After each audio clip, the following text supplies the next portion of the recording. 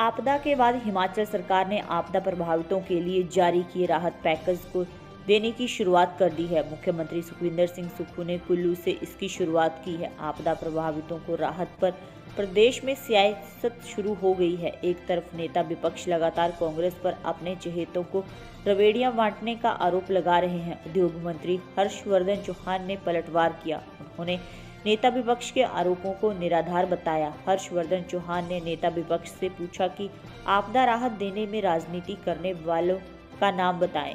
इस दौरान उद्योग मंत्री हर्षवर्धन चौहान ने आपदा के बाद उद्योगों की स्थिति पर भी बात की। उद्योग मंत्री हर्षवर्धन चौहान ने नेता विपक्ष पर पलटवार करते हुए कहा कि जयराम ठाकुर जैसे वरिष्ठ नेता से इस तरह की बयानबाजी की उम्मीद नहीं है। उन्होंने कहा कि नेता विपक्ष के सारे आरोप निराधार हैं।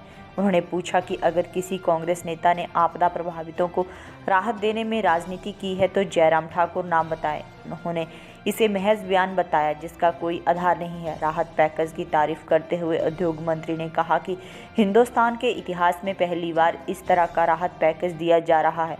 मुख्यमंत्री बेहतरीन काम कर रहे हैं, लेकिन भाजपा के लोग आपदा के समय भी राजनीति करने की कोशिश कर रहे हैं। आपदा से प्रभावित प्रदेश के उद्योग क्षेत्र की वर्तमान स्थिति को लेकर उद्योग मंत्री हर्षवर्धन चौहान ने बताया कि प्रदेश में उद्योगों की स्थिति बेहतर हो रही है। उन्होंने इस दौरान आपदा के काल में प्रदेश सरकार के बेहतरीन काम करने की बात कही। हर्षवर्धन चौहान ने सरकार की सराहना करते हुए कहा कि आपदा के दौर में सरकार ने बेहतरीन काम करते हुए 7 से 8 दिन के भीतर ही सभी रास्ते खोल दिए थे, जिसके चलते प्रदेश में औद्योगिक कारोबार ज़्यादा प्रभावित नहीं हुआ। उद्योग मंत्री हर्षवर्धन चौहान ने बीते दिनों इन्वेस्टर्स के साथ हुई बैठक को लेकर कहा कि सरकार लगातार निवेश को धरातल पर उतारने की कोशिश कर रही है और सरकार का प्रयास है जितने भी प्रदेश में रुके हुए प्रोजेक्ट्स हैं उनको तेजी से पूरा किया जा सके।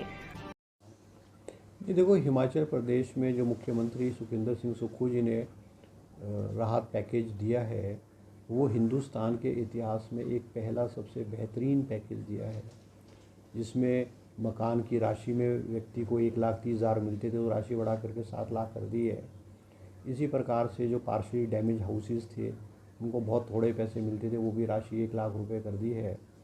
और हर सेक्टर में, चाहे वो ज़मीन का नुकसान है, चाहे फसल का नुकसान है, चाहे दुकान का नुकसान है, चाहे किराएदार के रूप में है, वो एक बहुत बड़ी राशि बढ़ा करके मुख्यमंत्री ने आज लोगों को उसको देना शुरू कर दिया है। इसका पहला कार्यक्रम कुल्लू में हुआ, दूसरा मंडी में हुआ और सीधे रूप में मुख्यमंत्री लोगों को पैसा दे रहे हैं।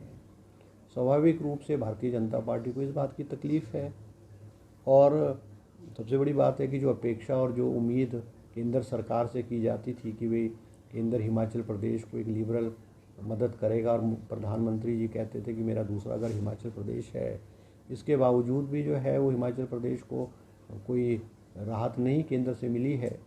और जो हिमाचल प्रदेश को जो पैसा मिला है वो हिमाचल प्रदेश का अपना हक था, वो हमारा अपना हक था।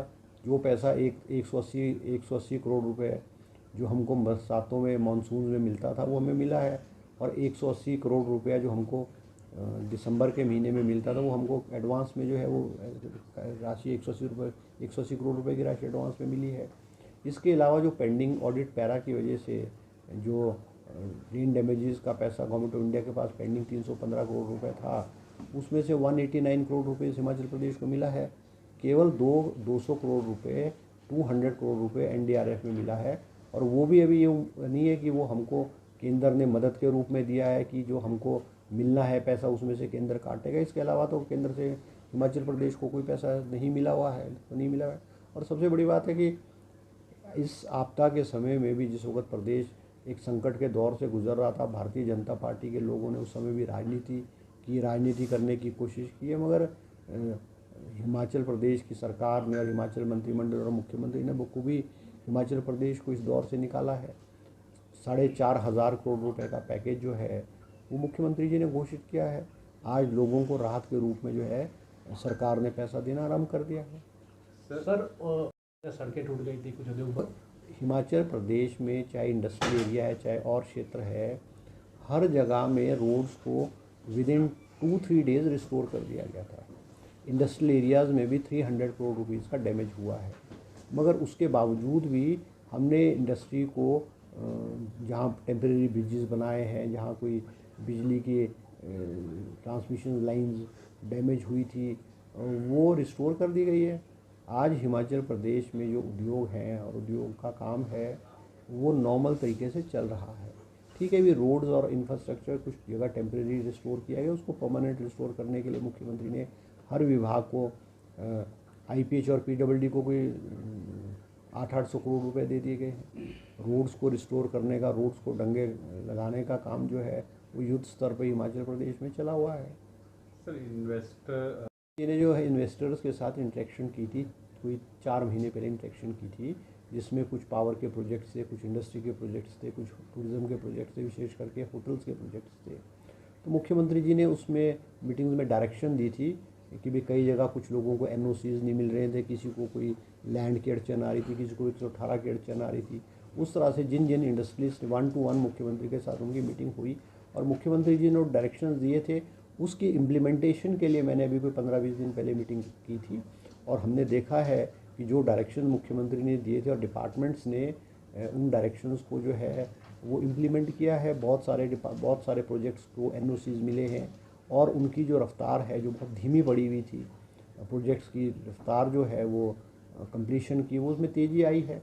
और हम ये उम्मीद करते हैं कि जो प्रोजेक्ट्स हैं, चाहे इंडस्ट्री के हैं, चाहे पावर के हैं, चाहे होटल्स के हैं, वो टाइमली कंप्लीट हों ताकि हिमाचल प्रदेश को रेवेन्यू भी मिले और हिमाचल प्रदेश के लोगों को रोज़गार भी मिले। सर नेता विपक्ष कार्यों तक उन्होंने नहीं, देखो, जयराम जी एक बहुत हिमाचल प्रदेश के बहुत सुलझे और बहुत बड़े नेता हैं। उनके मुंह से ऐसी बात जो है वो अपेक्षा नहीं की जाती है और ऐसी उम्मीद नहीं की जाएगी वो ऐसी बात करेंगे। अगर हिमाचल प्रदेश में किसी भी व्यक्ति को नुकसान हुआ है, चाहे किसी भी रूप में नुकसान हुआ है और उसको राहत नहीं मिली, वो नाम तो बताएं, नाम बताएं किस गांव का है, किस पंचायत का, किस चुनाव क्षेत्र को, नाम तो बताएं ना। एक स्वीपिंग स्टेटमेंट दे देना कि जो पैसा जो है राजनीतिक आधार पे बांटा जा रहा था वो गलत है, एक भी नाम बताए। मुख्यमंत्री जी ने विधानसभा में भी पूछा, विधानसभा में मानसून सेशन में कुछ लोगों ने ये बड़ा मुद्दा उठा, मुख्यमंत्री जी ने कहा कि आप नाम तो बताओ किसको किसको नहीं हुआ। हिमाचल प्रदेश में जिस भी व्यक्ति का नुकसान हुआ है उसको राहत के पैसे मिल रहे हैं, वो चाहे जिस मर्जी राजनीतिक पार्टी का है। आप हैरान होंगे, हिमाचल प्रदेश में 3,500 लोगों को जिनके हाउसेस कम्प्लीटली डैमेज हुए हैं, 3,500 लोग हैं, 3,500 लोग तो या कांग्रेस पार्टी के ही हैं, उसमें बहुत सारे लोग भारतीय जनता पार्टी के लोग हैं। हिमाचल प्रदेश में partially damage round about 13,000 houses हुए हैं, तो 13,000 लोग कोई कांग्रेस पार्टी के थोड़ी होंगे। किसी एक गांव में बहुत सारे गांव कम्प्लीटली डैमेज हुए हैं, उस गांव में कोई वो जो गांव है वो कांग्रेस पार्टी के गांव थोड़ी कि कांग्रेस के लोग रह रहे होंगे, उसमें भारतीय जनता पार्टी के लोग भी होंगे, उसमें कांग्रेस के लोग भी होंगे, उसमें जो है इंडिपेंडेंट टाइप से जो नॉन पॉलिटिकल लोग भी वो भी रह रहे हैं। तो ये आरोप जो है निराधार है, राजनीति से प्रेरित है, सरकार की इमेज और सरकार की छवि को ख़राब करने की जो है जयराम जी द्वारा कोशिश की जा रही है, मगर इनकी बात पे कोई भी विश्वास नहीं करता है। मैं दावे से कह सकता हूँ अगर एक भी व्यक्ति ऐसा इनको है वो पते सहित जो है सरकार को बताए, ऑफिसर्स को बताए, उसको राहत मिलेगी। सर तो इसमें कई बार ये होता है कि जो ज़मीन दी जाती है, जैसे 118 की परमिशन दी जाती है, उसमें पहले 3 साल का समय होता था, मगर अब उसको बढ़ा करके 3 साल प्लस 2 ईयर्स कर दिया है, 5 ईयर कर दिया गया है। और कई वैसे इस तरह के जो केसेस बहुत कम होते हैं, it is not even 5 to 10% भी इस तरह के केसेस नहीं होते हैं। मगर जो इंडस्ट्रियलिस्ट या उद्योगपति जो ज़मीन अलॉट होने के बाद भी नहीं लगाता है और वो उसको अगर वो एक्सटेंशन का एक रीज़नेबल रीज़न देता है तो सरकार एक्सटेंशन दे देती है। मगर ऐसे अगर ध्यान में आएगा कोई तो हम उनकी ज़मीन जो है वापस लेने की कार्रवाई करेंगे। और प्रदेश में ऐसी कई उद्योगपतियों के प्रति कार्रवाई भी डिप्टी कमिश्नर द्वारा कई जिलों में हुई है।